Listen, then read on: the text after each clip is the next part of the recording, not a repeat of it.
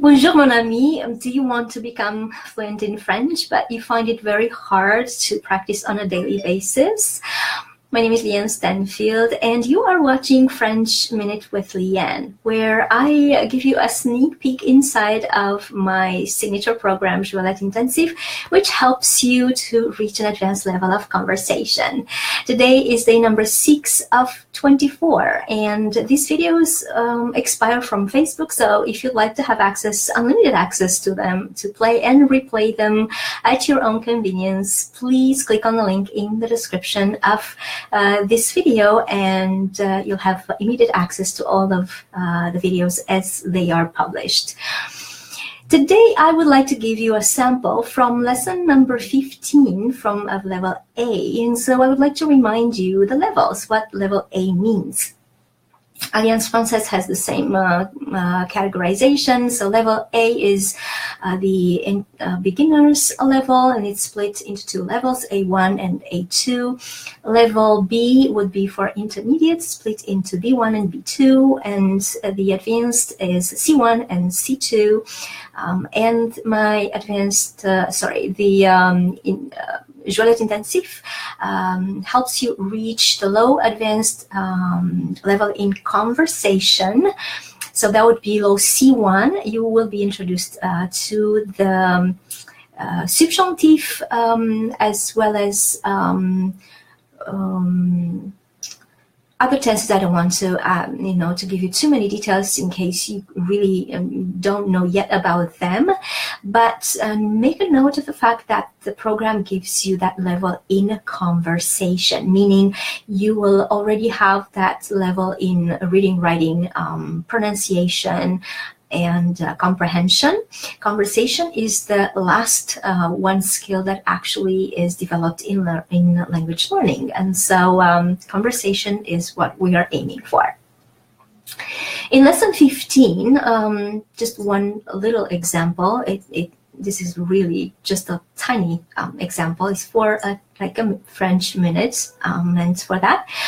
I'm going to read in French, and then I'm going to translate, and then I'm going to explain what is introduced from the point of view of the phrase construction, this French sentence. Je vois un livre, il est sur la table. Je vois un livre qui est sur la table. So I'm going to translate now. And also, if you click on the link in the description of this video, on the page where you will have unlimited access to all the videos, you will also have the spelling. Let me actually add this here in the video so that you can follow. Okay, there we go. So, je vois un livre. I see a book.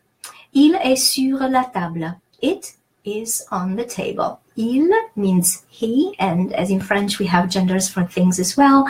It would be like he is on the table as it is on the table, the masculine form. Il est sur la table. Il is a pronoun. It replaces the noun livre.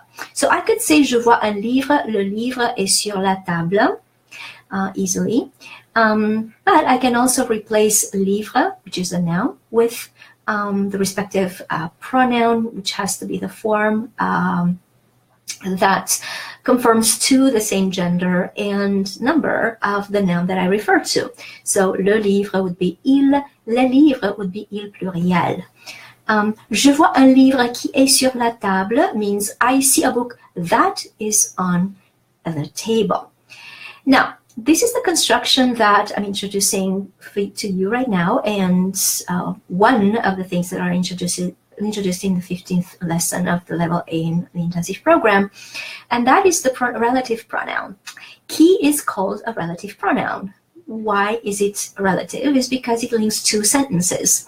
Je vois un livre is a sentence, and qui est sur la table is the second sentence. And it is a pronoun because qui replaces livre. So if you look at the sentences on the line above, qui definitely replaces il, and as il replaces le livre is definitely clearly a pronoun.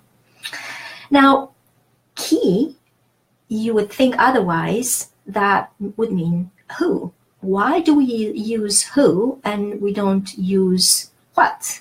Because we're talking about a thing. We're not talking about a person.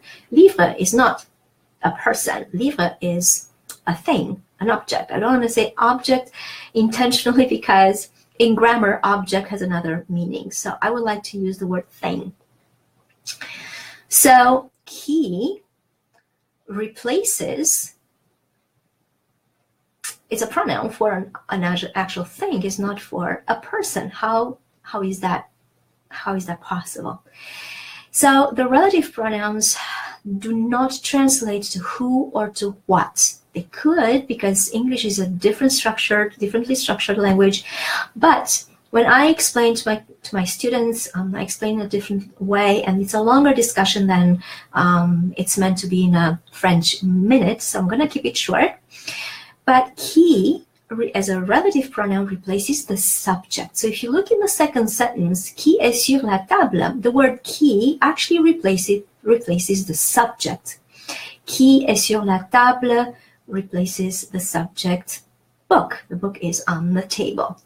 I would like to keep it this way, that short, because tomorrow we are going to talk about the pronoun, the relative pronoun that replaces the object. So it gets a little more complicated.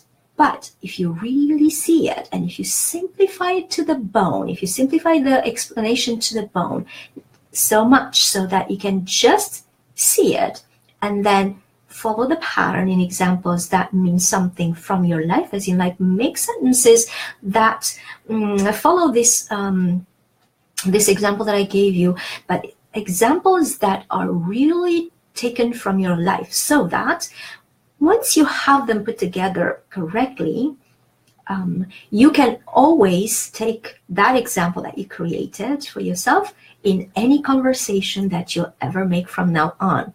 Do not make examples just by taking a noun and a subject, or sorry, a subject that's a noun and two sentences, and then put them together, because that they will not mean anything to you. You will not remember much of them. So just give me just trust me on that, and try to see if that's going to work for you. Worst comes to worst, you will end up with some sentences that you will be able to introduce yourself with in any conversation that comes from here on with the French. This is what I have for you for today. If you'd like to have access to this video, because it will expire from Facebook really in a couple of days, so click on the link in the description of this video and you'll have unlimited access to all the 24 videos as they are published at your own convenience. Stay on your game and keep going for your dreams to become bilingual. Learn to speak Parisian French and break your language barrier. Please share these videos with your friends. Share the link with your friends, everybody who has trouble, to make conversation and to keep their daily practice so that they reach that level of fluidity in conversation at whichever level you're at. Merci beaucoup et à demain. Au revoir.